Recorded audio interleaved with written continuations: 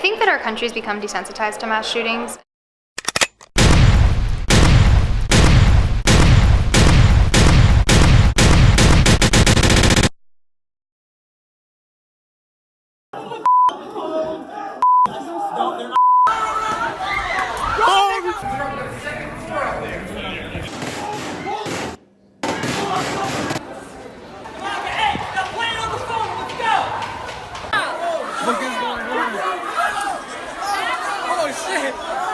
That could happen here, and it happened there, and it hit really close to home. It was surprising because it's not normal, you know? My friends go to school, we all go to school, and to think that that could happen in any school just hurts me.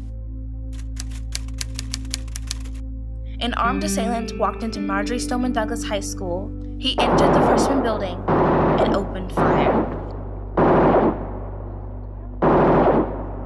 Floor 3, 2, 1. The shooter emptied his clip, dropped his weapon, and blended in with a group of evacuating students.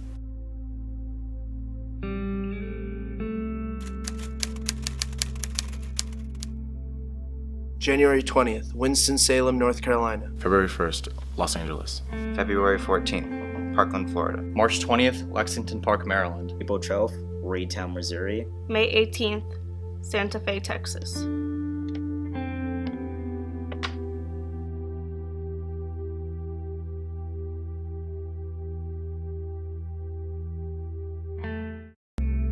It was incredible. Like, I will relive March 24th forever.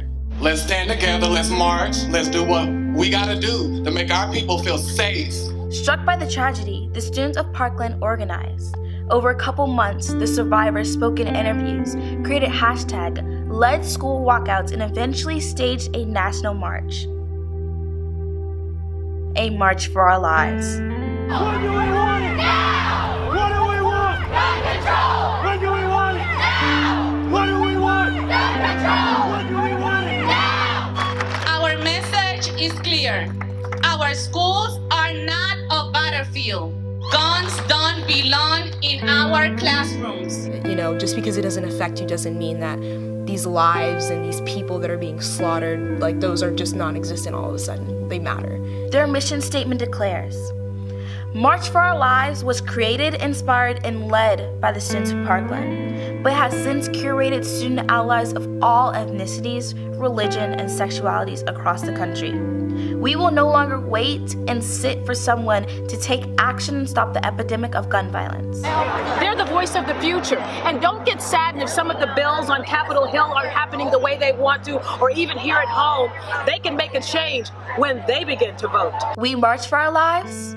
It's time to vote for our lives. This is something that young people are realizing because of this movement, that it affects them directly. And this is something that they can change by voting. We're winning.